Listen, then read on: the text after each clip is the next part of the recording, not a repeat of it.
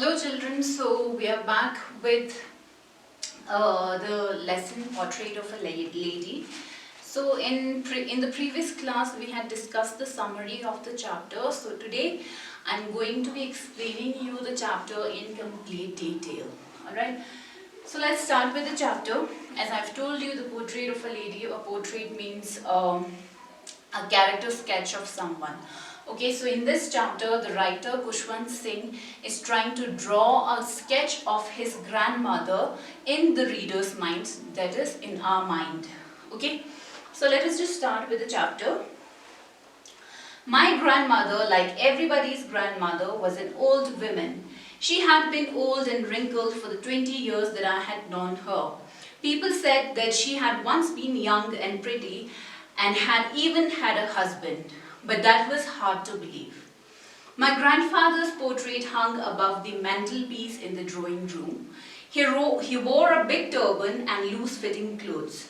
His long white beard covered the best part of his chest, and he looked at least 100 years old. He did not look the sort of person who would have a wife or children. He looked as if he could only have lots and lots of grandchildren. As for my grandmother being young and pretty, the thought was almost revolting. She often told us of the games she used to play as a child that seemed quite absurd and undignified on her part, and we treated it like the fables of the prophets she used to tell us. So this is the first paragraph. So the writer says that like everybody's grandmother, even he had a grandmother, and like everybody's grandmother, his grandmother was also old and she had wrinkled face and everything. Okay, and the writer or the Khushwant Singh has seen his grandmother old and wrinkled face since 20 years. So that is why he says that it was hard to believe that once even his grandmother also had a pretty face and she had a youthful childhood. Okay, and he talks about his grandfather also. He says that the portrait of his grandfather was hanging on a mantelpiece. So there you will find a word mantelpiece. So what do you mean by mantelpiece? Mantelpiece is a kind of frame, okay, so which is kept which is kept above the fireplace. Okay, so above that mantelpiece, above that shelf, so there was the portrait of his grandfather. And his grandfather also, in that picture, it looked as if he was 100 years old. And he had he knew that the grandfather had wife, obviously his grandmother, and he had children also. But it was hard to believe for him. Why? Because even the grandfather also looked very old to have wife, okay, to have children.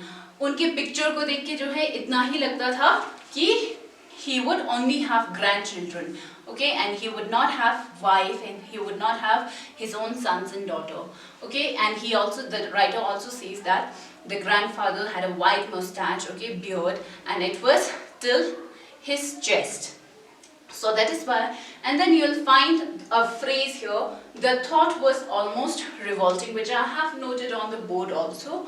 So what does this mean? So this phrase or this sentence means that it was hard to believe for the writer, okay. The thought was almost revolting. That means the thought was in his mind, but the mind was not ready to accept that, okay. That is why revolting. It was hard to believe for him, okay. And his grandmother, Khushwant Singh's grandmother, used to tell the writer Khushwant Singh about their childhood. We used to be happy, when we were kids, we used to do this, we used to do that. But it was hard to believe for him. Why? Because he had always seen his grandmother old and wrinkled faced, okay, and that is why it was hard for him to believe. It was like as if he was listening to a fable, which is, what do you mean by fable? Fable is short stories with moral teachings, okay. And in most of the religious stories that you will hear from your parents or grandparents, those are fables. So the writer says that the stories that she used to tell us about her childhood, it seemed like a fable, so that are told by the prophets. Okay, prophets are the religious heads who teaches us, who gives us teachings regarding our religion. Okay, so let's continue. She had always been short and fat and slightly bent. Her face was a crisscross of wrinkles running from everywhere to everywhere. Now the writer is describing how his grandmother looked. He says that her grandmother was short and she was fat and she was slightly bent.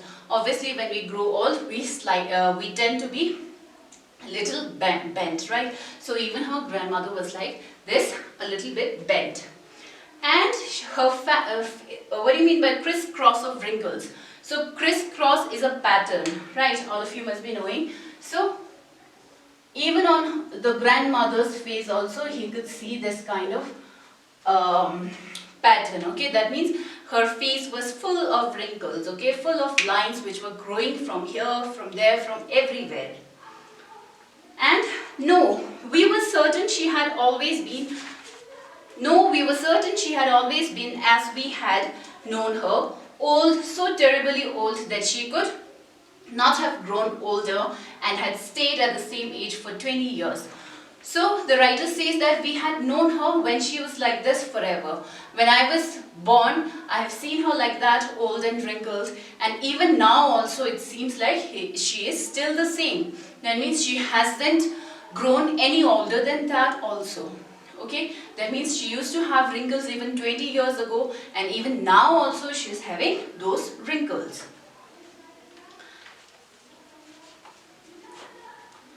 She could never have been pretty, but she was always beautiful. Okay, now here one important thing is there. The writer says that she could never be pretty, but she was beautiful. So what is the difference between being pretty and beautiful? Pretty is something that is related to your outer appearance. Okay, so if you will look good, if you will like outer beauty is good, then you could be called pretty. But you can be beautiful even if you are not pretty. How is that possible? That is because beauty is related to your inner beauty. Okay, so one can be very good nature, very humble, and that person could be called beautiful, but she could not be pretty, right? So that is why the writer says that maybe my grandmother had a wrinkled face and maybe she was not pretty, but I'm sure she was a wonderful and a beautiful woman because of her nature, because she was beautiful inside. She hobbled about the house in spotless white, with one hand resting on her waist to balance her stoop and the other telling the beads of her rosary. So the writer is here telling us the routine of his grandmother. He says that what does she used to do? She used to hobble. Hobble means she used to walk here and there. Okay, she used to walk here and there, and she spotless white. What do you mean by spotless white? Spotless white means she used to wear white dress. Obviously, in like Hindu religion, the widows are supposed to wear white when when their husband pass away. So what do? They usually wear white dress. So obviously the writer's grandfather had passed away before the grandmother, so that is why the grandmother always used to put on this spotless white dress. And how does she used to walk? She used to keep her one hand on her waist because she was a little bent, so that is why she used to, like, just to balance, she used to put her hand like this and she used to walk in a bent position. And in the other hand she used to carry her rosary. What do you mean by rosary? That beads, okay, garland of beads, jahan pe jo hai we used to count the number of mantras that we are chanting, right? So in Ladakhi we call it thanga. So jo mala hai that she used to keep in her hand, and the other hand used to be here on her waist so as to balance her bent position. Her silver locks were scattered untidily over her pale, puckered face, and her lips constantly moved in inaudible prayer. She was beautiful. She was like the winter landscape in the mountains, an example of pure white serenity, breathing peace and contentment. Okay, now later, further the writer says that her silver locks, what do you mean by locks is hair, and silver locks, why is the writer saying silver locks here? Because the grandmother was old, and when people grow old their hair turns grey. We call it grey hair, and we can also call it a silver hair. Okay, so that is why the writer says silver locks. That means her grey hairs, her hair was untidily. Okay, it was scattered here and there. It was not tidy, and she used to like move her lips constantly, because she used to chant some prayers every time she used to walk here and there in the house. Okay, so that is why the writer again says, yes, she was beautiful. She was like the winter landscape in the mountains, an expanse of pure white serenity. An expanse of pure white serenity. Why? Because her grandmother was old, she had grey hair, okay, and on above she used to put on white dress because she was a widow. So that is why it looked, she used to wear all white, so that is why it looked like a pure white serenity.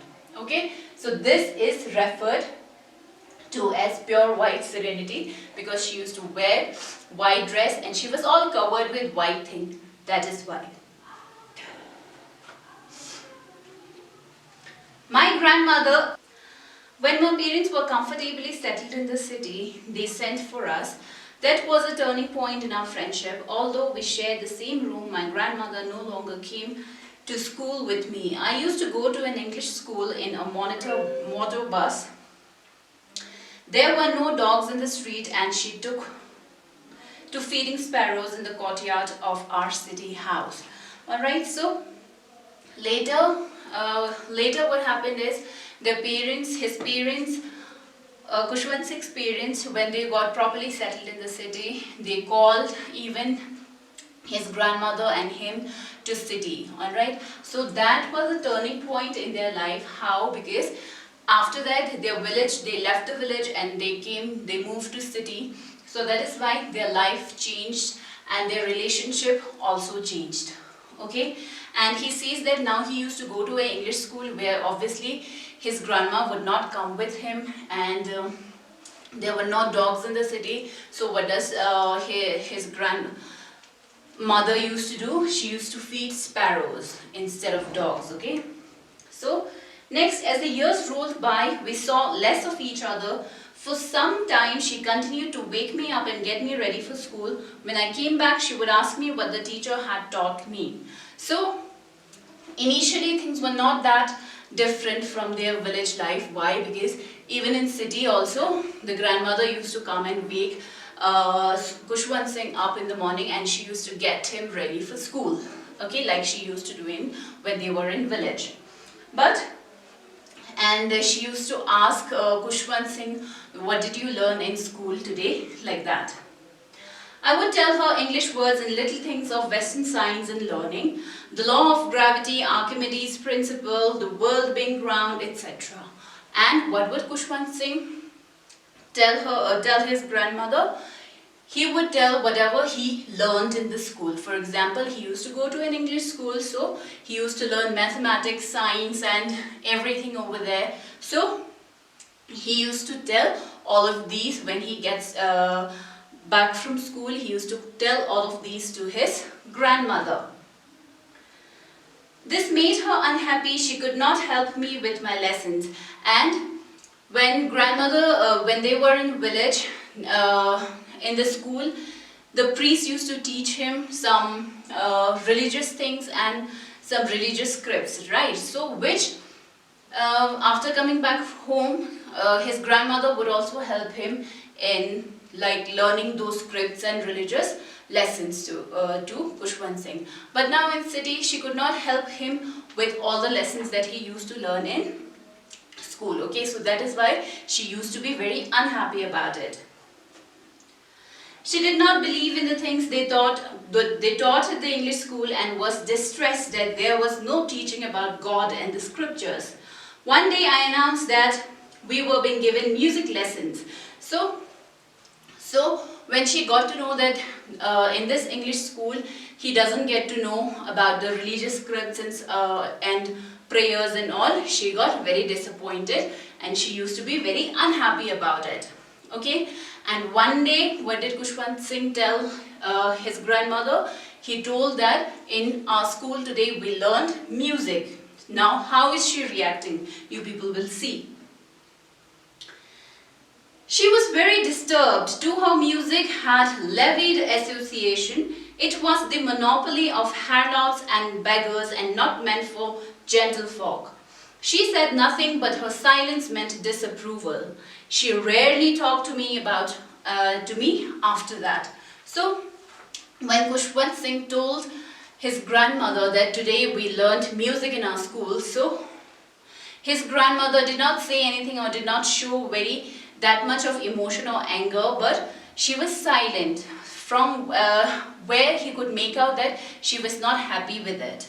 Okay, why? Because in ancient times music was considered to be a very not a very good thing or a very gentle thing. They used to say that like good people belonging to good family does not learn music or dance or these things. Okay, so these things, music and dance and all of these, are for low class people or beggars and poor people. Okay, so that is why the writer says that she did not speak anything, but she was silent, and from her silence I could make out that she was not happy and she was very much disappointed when she got to know that I'm learning music in school. When I went up to university, I was given a room of my own. The common link of friendship was snapped. My grandmother accepted her seclusion with resignation. Now, when the writer grew up, obviously now he was given a separate room in the house. He no more used to live with his grandmother, right? So that is how again their bond again became very far and they got separated. And to this separation, his grandmother accepted her seclusion in resignation. So what does this mean? She accepted this separation, okay, this separation from her grandmother, from his grandmother, okay. The grandmother accepted her seclusion with resignation, means with her consent. She did not complain anything and she did not say anything. Okay, resignation is something that we do on our own will, right? So that is why she says that she did not complain and she had accepted that separation without any complaint. Okay, she rarely left her spinning wheel to talk to anyone. From sunrise to sunset, she sat by her wheel spinning and reciting prayers. Only in the afternoon she relaxed for a while to feed the sparrows, while she sat in the veranda breaking the bread into little bits. Hundreds of little birds collected around her, creating a veritable bedlam of chirrupings. Some came and perched on her legs, others on her shoulder. Some even sat on her head. She smiled but never shooed them away. It used to be the happiest half hour of the day for her. So now, how her routine has become in city life, the writer is putting it in words over here. Now he says that what does she used to do? She does not used to talk to anyone anymore. Okay? She does not like to talk to people. And what did she used to do? She used to just keep spinning her wheel. Okay, she used to, in ancient times there used to be a charkha kind of, and from there you could do yarning, right? So that was her routine. She always used to sit beside her spinning wheel and she used to do the spinning every time, and just for half an hour she used to take break, and in that break she used to step outside their balcony and their sparrows used to come and she used to break the little bread into little pieces and she used to feed those sparrows. Okay, now after that the sparrows used to, now a veritable bedlam of chirpings. That means there used to be a continuous chirpings of the sparrows, okay, and those noises of small birds can be called as a veritable bedlam of chirpings, okay. There used to be continuous chirpings, and some used to sit on her sparrow on the grandmother's shoulder, some used to sit on her feet, but she did not shoot them away. That means she did not used to make them go away, okay. She loved those, and that is why she used to feed those sparrows. So this is the routine that she has got adapted to in the city life. When I decided to go abroad for further studies, I was sure my grandmother would be upset. I would be away for 5 years, and at her age one could never tell. Now obviously the writer grew up more, and it was time for him to go abroad for studies. Okay, so now he knew that from within, he knew that if I would go away, I won't be coming back for 5 years. So if I do not come back after for 5 years, then maybe I will not be able to see my grandmother after 5 years, because she was already old, okay, and maybe this is the last time that I'm going to be meeting her, and maybe that is why even my grandmother would be very upset if she gets to know that I'm going abroad for studies. But my grandmother could. She was not even sentimental. She came to leave me at the railway station but did not talk or show any emotion. Now see how she has become insensitive, okay? She has become very insensitive for now, because their relation has there was a strain in their relationship. So that is why when she came to drop the writer at the railway station, she was not showing any emotion. She was not showing that she was upset. She was emotionless, okay, and her lips moved in prayer. Her mind was lost in prayer. Her fingers were busy telling the beads of her rosary. Silently she kissed my forehead, and when I left it, I cherished the moist imprint as perhaps the last sign of physical contact between us. So at the railway station, when she came to see him off, so what was she doing? She was just doing her normal usual routine. She was just saying her prayers, and she was just rotating her rosary, okay, and when it was time to say goodbye, she kissed the writer, and the writer felt that maybe this is the last kiss and maybe this is the last time that I'm going to see my grandmother. Maybe if I come back after 5 years, I will not be able to see my grandmother. Okay, so that is why he used to cherish that kiss. Now after that, but that was not so. After 5 years, I came back home and was met by her at the station. She did not look a day older. She still had no time for words, and while she clasped me in her arms, I could hear her reciting her prayers. Even on the first day of my arrival, her happiest moments were with her sparrows, whom she fed longer and with frivolous rebukes. Now, it has been 5 years, and after 5 years he came back home, and again at the railway station it was his grandmother that came to pick him up. And when he saw his grandmother for the first time after 5 years, he did not notice any change in the grandmother. He did not feel that the grandmother has become older than she was 5 years ago.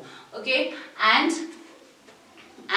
when she hugged him, when she hugged the writer, then what happened? He could hear the prayers that the grandmother was saying. Okay, and they went home, and after that, again the grandmother did not show that much interest. Okay, she did not ask him that much about how is this, how is that, and she did not talk to anyone much.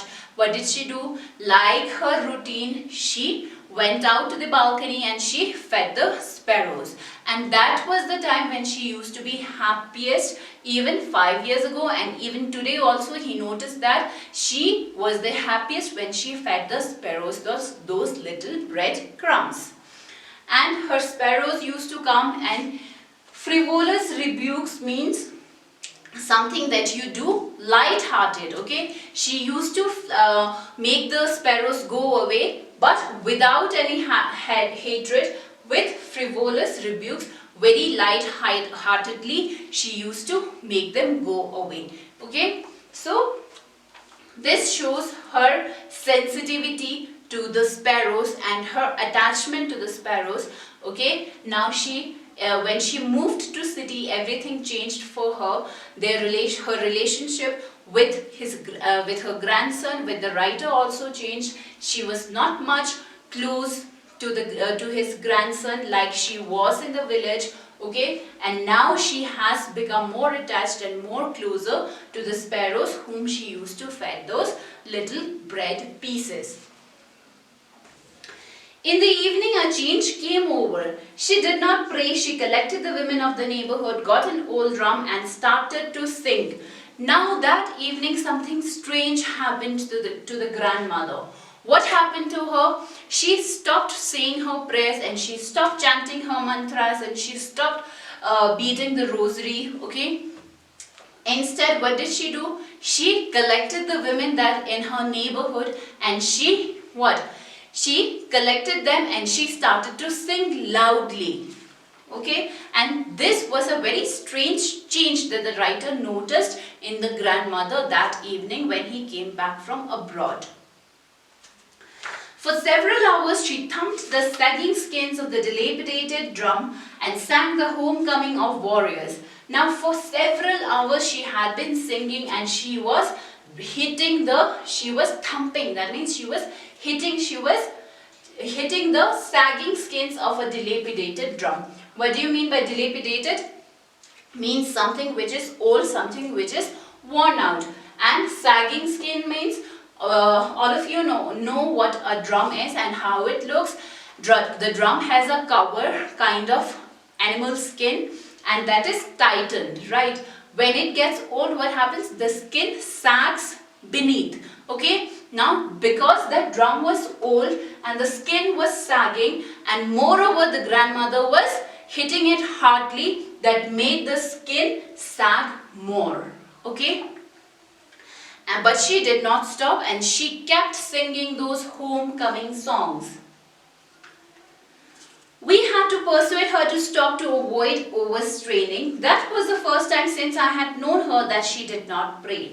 And as a family, the writer and the family tried to stop the grandmother from doing so, from hitting the drums, from singing loudly, but she did not stop, okay? And that was the very first time in the writer's life that he saw his grandmother not saying prayers, not chanting mantras, but was singing, okay? So that is why it was a very strange incident that evening. Next morning she was taken ill. It was a mild fever and the doctor told us that it would go. But the grandmother thought differently. She told us that her end was near. She said that since only a few hours before the close of the last chapter of her life, she had omitted to pray. She was not going to waste any more time talking to us. Okay? Now next morning what happened? That evening passed by in a very strange manner. She collected the women, they started singing and she didn't stop hitting the drum. Okay? And the next morning what happened? She got sick, she got ill and doctor was called upon. She had a mild fever and the doctor said that just let her take some rest and that fever will go. But the grandmother was not ready to agree to the doctor because she knew that this is my end. I am going to die soon. So that is why she did not listen to the doctor and she said that I was just like before I die, I just wanted to stop praying and that is why last evening I sang and hit the drum. Now I'm not going to waste any more time talking to you and I will start with my prayers and start with my rosary again. Okay? We protested, but she ignored our protest. She lay peacefully in her bed, praying and telling her beads. Even before we could suspect, her lips stopped moving and the rosary fell from her lifeless fingers. A peaceful pallor spread on her face and we knew that she was dead. Now, When the grandmother said that I'm going to die and all, the family members and the writer persuaded her that no, nothing will happen to you like a family does. Okay, but she was not ready to listen to them. Okay, that is why she ignored. And what did she do? She just lied in her bed peacefully. She held her rosary in her hand and she started to say her prayers again. Okay, and then suddenly, just after a while, what happened? When her lips moved when she used to say prayers, that moving of the lips stopped, and that rosary that she was holding in her hand, that fell off from her hand. And that is when the writer and the family got to know that their grandmother has passed away, she has died. Now we lifted her off the bed as is customary, laid her on the ground and covered her with a red shroud. Okay, now as a custom, when someone dies, they used to lie the dead body on the ground. So even this writer and the family, they did the same. They lied the dead body of the grandmother on the ground. Okay, and they covered it with a red shroud. What do you mean by shroud? Shroud is a little piece of red cloth. Now, after a few hours of mourning, we left her alone to make arrangements for her funeral. In the evening, we went to her room with a crude stretcher to take her to the cremated. Now, after her dead body was laid on the ground, what happened? They covered it with a red piece of cloth. And after some times, the family members had to leave because they had to arrange for her funeral and her cremation, right? So that dead body was lying and they left for making the arrangements. And in the evening, when they came back to take the body for cremation for the funeral, what do they see? Now see. The sun was setting and had lit her room and veranda with a blaze of golden light. Okay, that was evening when they came to take the dead body of the grandmother, and that time it was time for sunset. So when sun sets in the evening, what happens is the sky turns golden or orangish in color, right? So it was that time, and even in the grandma's room, what had happened because of the sunset, it was filled with golden color. Okay, and now what do they see here? All over the veranda and in her room, up to where she lay dead and stiff wrapped in the red shroud, thousands of sparrows sat scattered on the floor. There was no chirping. Okay, now when they was going to take the grandmother's body for burial, so what happened is, they entered the room. The room was filled with orange color, with golden blaze, and moreover, they saw that the sparrows, a lot of sparrows had gathered around the dead body of the grandmother. Okay, but they were all silent. They were not chirping at all. We felt sorry for the birds, and my mother fetched some bread for them. She broke it into little crumbs the way my grandmother used to and threw it to them. Now, when the family saw the sparrows gathered around the dead body of the grandmother, they felt very sorry. They understood that even though sparrows are sad because on the death of the grandmother, and they have gathered, they are not chirping, they are silent. Okay, they understood that, and that is why the writer's mother, got some bread and broke it into little pieces and gave it to the sparrows. But the sparrows did not eat those bread. Okay, the sparrows took no notice of the bread. When we carried my grandmother's corpse off, they flew away quietly. When the writer's mother gave them pieces of bread for the sparrows, they did not notice it. They did not eat the bread. Okay, otherwise when the grandmother used to give them bread, they used to sit on her shoulder, sit on her feet, and they used to eat those breads, right? But after the grandmother's death, when they came and when the writer's mother gave them bread, they did not eat it, because it shows that the sparrows, even the sparrows, understood the emotion, understood that the grandmother has passed away. They were sad. That is why they did not notice the bread.